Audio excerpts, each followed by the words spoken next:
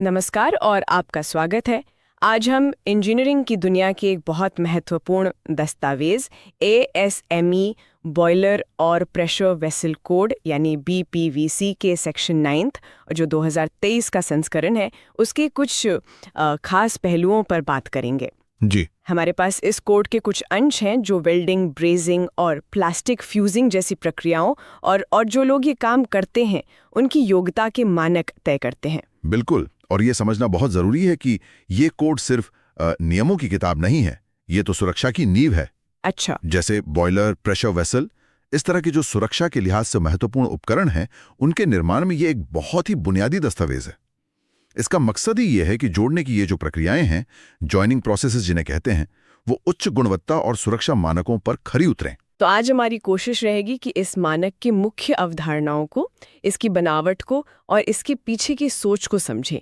ये नियम क्यों बने, कैसे काम करते हैं और उद्योगों के लिए इनका क्या महत्व है। चलिए इस स्रोत सामग्री के जरिए इस विषय की गहराई में उतरते हैं। जी, तो पहला सवाल तो ये उठता है कि इतने विस्तृत और कहना चाहिए कड़े मानक की आखिर जरूरत ही क्यों पड़ी? इसका सीधा जवाब है सुरक्षा और विश्वसनीयता। देखिए, जब हम हाई प्रेशर या हाई टेम्परेचर पर काम करने वाले उपकरणों की बात करते हैं तो उनमें जो जोड़ लगते हैं, जो जॉइंट्स होते हैं, वो सबसे कमजोर कड़ी साबित हो सकते हैं अगर ठीक से ना बने हों। तो सेक्शन 9 क्या करता है कि इन जोड़ों को बनाने की जो प्रक्रियाएं हैं, वेल्डिंग, ब्रेजिंग, प्लास्टिक फ्यूजिंग और जो लोग इन्हें करते हैं, जो कारीगर हैं, उनके लिए एक समान, एक भरोसेमंद योग्यता प्रणाली मतलब क्वालिफिकेशन सिस्टम स्थापित करता है। अच्छा, जैसा कि कोड के फॉरवर्ड में मतलब प्रस्तावना में साफ लिखा भी है, ये कोई डिजाइन हैंडबुक या कोई ट्रेनिंग मैनुअल नहीं है, ये एक मानक है और इसे लागू करने के लिए इंजीनियरिंग समझ मतलब इंजीनियरिंग जजमेंट और अनुभव दोनों चाहिए। हाँ, ये बात मैंने भी नोटिस की फॉरवर्ड में। और एक और बात ध्यान खींचती है कि ASME खुद किसी डिजाइन या प्रोडक्ट को अप्रूव या एंडोर्स नहीं करता है, वो सिर्फ नियम बनाते हैं। बिल्कुल सही, नियम बना दिए, पालन करना निर्माता की जिम्मेदारी है। और ये जिम्मेदारी काफी गंभीरता से ली जाती होगी। बहुत ज्यादा। ASME मार्किंग पॉलिसी है, वो इसी का प्रमाण है। किसी उपकरण पर ASME का निशान, वो जो स्टैंप होता है, वो तभी लग सकता है जब वो कोड के सभी लागू नियमों के अनुसार बना हो और इसके लिए बाकायदा एक फॉर्मल ASME सर्टिफिकेशन प्रक्रिया से गुजरना पड़ता है। अच्छा। इसका गलत इस्तेमाल बिल्कुल मना है, तो ये इसकी अहमियत दिखाता है। ठीक है, तो सुरक्षा और मानकीकरण ये इसका उद्देश्य हो गया। पर ये जो योग्यता है, क्वालिफिकेशन, ये असल में काम कैसे करती है? मतलब किसी प्रक्रिया को योग्य कैसे माना जाता है? यहाँ दो दस्तावेजों का जिक्र बार बार आता है, WPS और PQR। इन्हें थोड़ा सा खोलकर समझते हैं। हाँ, जरूर। देखिए, WPS यानी वेल्डिंग प्रोसीजर स्पेसिफिकेशन या ब्रेजिंग के लिए BPS, फ्यूजिंग के लिए FPS। इसको आप ऐसे समझिए कि ये प्रोडक्शन वेल्डिंग के लिए लिखी गई एक रेसिपी है। रेसिपी जैसे खाना बनाने की होती है? हाँ, बिल्कुल, एक तरह से वही है। इसमें वो सभी जरूरी बातें लिखी होती हैं जो एक अच्छा और मजबूत जोड़ बनाने के लिए चाहिए। जैसे कौन सी धातु इस्तेमाल होगी, कौन सा फिलर मेटल लगेगा, कितना करंट देना है, वेल्डिंग की तकनीक क्या होगी, प्री हीट तापमान कितना रखना है, वगैरह वगैरह। ये सारी जानकारी चर या वेरिएबल्स कहलाती है। चर, वेरिएबल्स। अच्छा, आपने रेसिपी का उदाहरण दिया, तो क्या ये जैसे सामग्री और पकाने की विधि है? और कोड में इन्हें अलग अलग श्रेणियों में क्यों बांटा गया है? Essential, non essential, supplementary essential, इसका क्या मतलब हुआ? बिल्कुल सही पकड़ा आपने। ये चर ही तो प्रक्रिया के नियंत्रण बिंदु हैं और कोड इन्हें 3 श्रेणियों में इसलिए बांटता है ताकि ये साफ हो कि किस बदलाव का जोड़ की क्वालिटी पर कितना असर पड़ेगा। देखिए, एसेंशियल वेरिएबल्स वो हैं जैसे रेसिपी की मुख्य सामग्री या पकाने का तापमान। अगर आप इन्हें बदलते हैं तो बहुत मुमकिन है कि जोड़ की मैकेनिकल प्रॉपर्टीज मतलब उसकी ताकत, खिंचाव वगैरह वो बदल जाए। तो फिर उसे दोबारा टेस्ट करना पड़ेगा। बिल्कुल, इनमें कोई भी बदलाव करने पर आपको पूरी रेसिपी यानी WPS को फिर से टेस्ट करके ये साबित करना होगा कि ये अभी भी सुरक्षित और मजबूत जोड़ देगी। इसी को रीक्वालिफिकेशन कहते हैं। अच्छा, और नॉन एसेंशियल?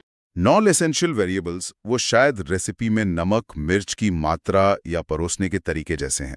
मतलब आप इन्हें प्रोडक्शन की जरूरत के हिसाब से बदल तो सकते हैं और इसके लिए रीक्वालिफिकेशन की जरूरत नहीं, लेकिन ये जो बदलाव किया है उसे WPS दस्तावेज में लिखना, उसे डॉक्यूमेंट करना जरूरी है। ये अक्सर प्रक्रिया को आसान बनाने या दिखावट के लिए होते हैं। समझ गए। और ये तीसरे वाले सप्लीमेंट्री एसेंशियल? हाँ, सप्लीमेंट्री एसेंशियल वैल्यूएबल्स, ये समझिए खास मेहमानों के लिए बनी खास डिश की तरह हैं। ये चर तभी महत्वपूर्ण होते हैं जब कोड किसी खास परिस्थिति के लिए कुछ अतिरिक्त जरूरतें मांगता है। जैसे मान लीजिए कोई उपकरण बहुत कम तापमान पर काम करने वाला है, तो कोड कह सकता है कि इसके जोड़ों की टफनेस टेस्टिंग जरूरी है, मतलब वो टूटने के प्रति कितने रोधी हैं। तो ऐसी स्थिति में कुछ खास चर जो सामान्यतः एसेंशियल नहीं होते, वो भी एसेंशियल बन जाते हैं। इसीलिए उन्हें सप्लीमेंट्री कहते हैं। ये वर्गीकरण तो बहुत बहुत महत्वपूर्ण है। इसका मतलब ये हुआ कि निर्माताओं को बहुत ध्यान रखना पड़ता है कि वो अनजाने में कोई ऐसा बदलाव न कर दें जिससे पूरी प्रक्रिया की मान्यता ही चली जाए। ये गलतियों से बचाने में मदद करता होगा। बिल्कुल, और यहीं पर अक्सर गलतियां होती भी हैं। कई बार कंपनियां नॉन एसेंशियल चर को थोड़ा हल्के में ले लेती हैं, सोचती हैं कि इन्हें बदलने से रिक्वालिफिकेशन तो करना नहीं है। हाँ। लेकिन भले ही रिक्वालिफिकेशन की जरूरत ना हो, इन बदलावों को WPS में सही ढंग से दर्ज करना बहुत जरूरी है। ऑडिट के लिए, क्वालिटी कंट्रोल के लिए और प्रक्रिया की निरंतरता बनाए रखने के लिए ये चीज अक्सर छूट जाती है। समझ गई। तो WPS हमारी आदर्श रेसिपी हो गई, लेकिन कोई भी प्लान तब तक अधूरा है जब तक ये साबित ना हो जाए कि वो असल में काम करता भी है। यहीं पर शायद PQR की भूमिका आती है। ये कैसे पक्का करता है कि रेसिपी वाकई में सही है? एकदम सही। PQR यानी प्रोसीजर क्वालिफिकेशन रिकॉर्ड, ये उस रेसिपी का सबूत है, प्रूफ है। अच्छा, ये उस टेस्ट पीस या टेस्ट कूपन कह लीजिए को बनाने का रिकॉर्ड है, जो ये दिखाता है कि WPS में बताए गए तरीके और एसेंशियल वेरिएबल्स की रेंज में काम करने पर हमें सुरक्षित और मजबूत जोड़ मिलता है। तो इसमें क्या क्या होता है?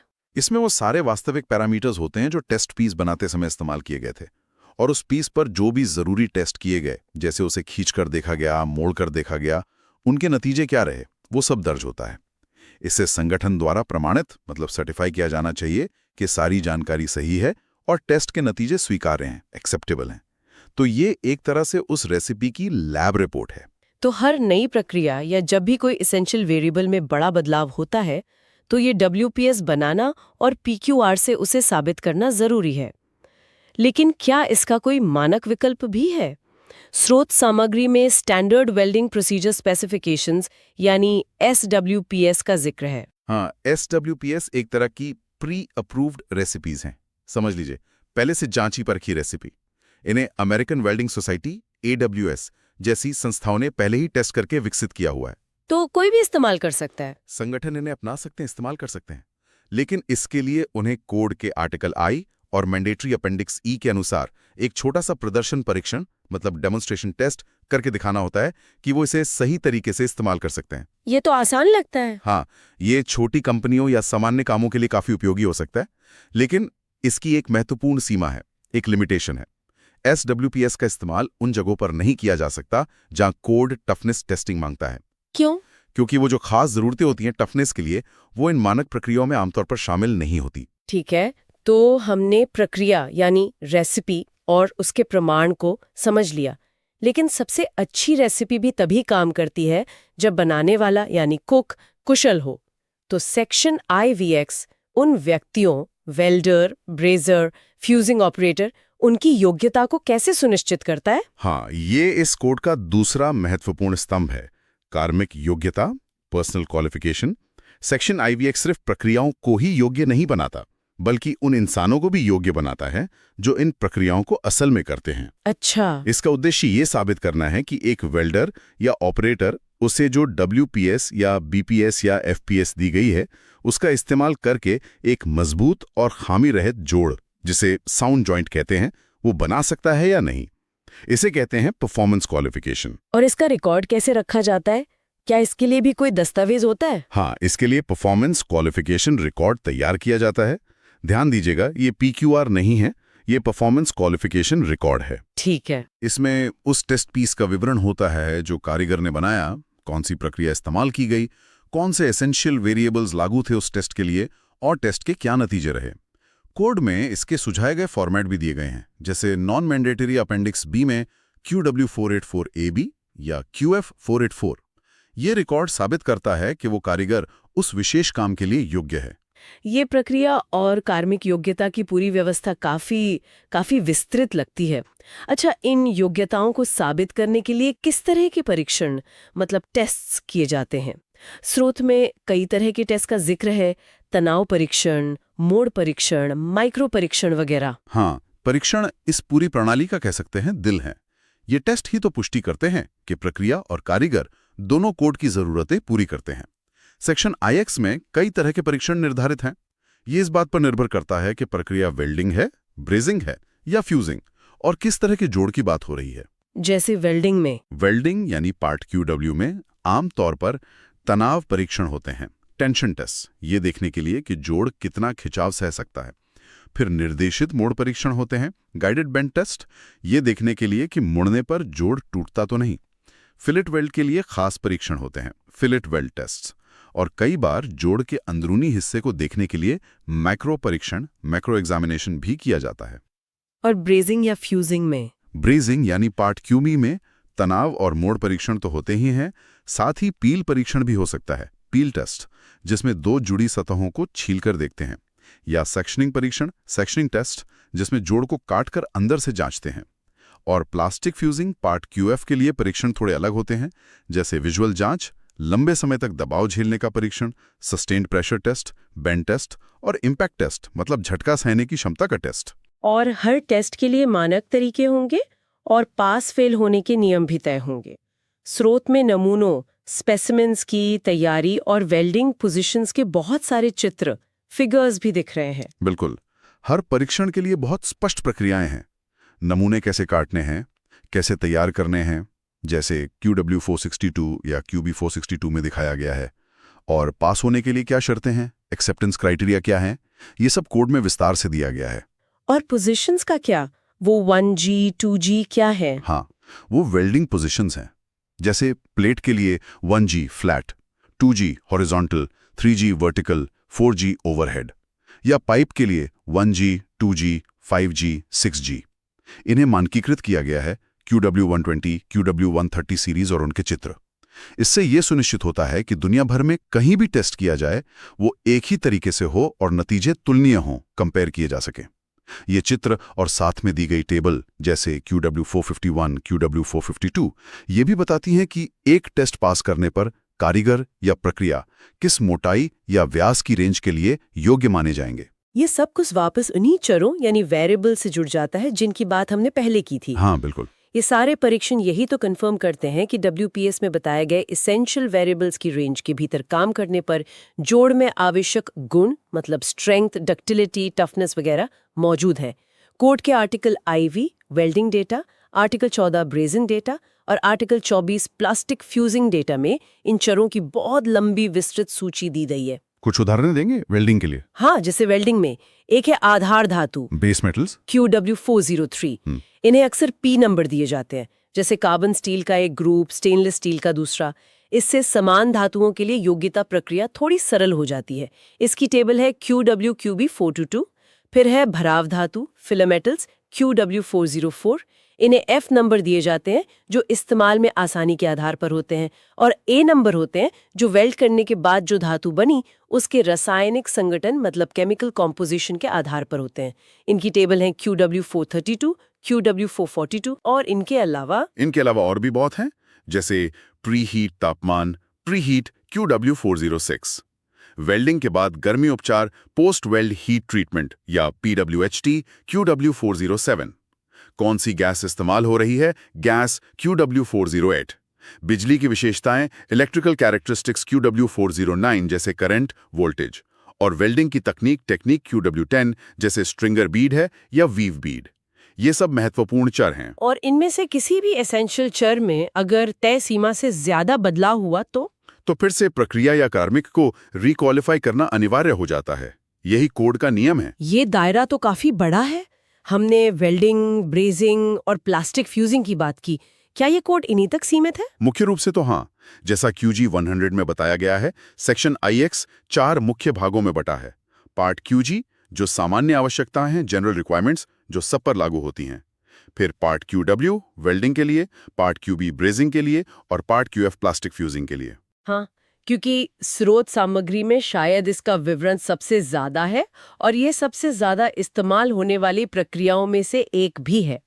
लेकिन ब्रेजिंग और प्लास्टिक फ्यूजिंग के लिए भी यही ढांचा, यही संरचना लागू होती है।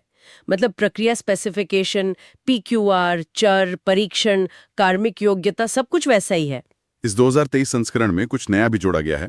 मैंने स्रोत के समरी ऑफ चेंजेस में वायर एडिटिव वेल्डिंग का जिक्र देखा था। ये क्या चीज है? हाँ, ये एक बहुत महत्वपूर्ण नया जुड़ाव है।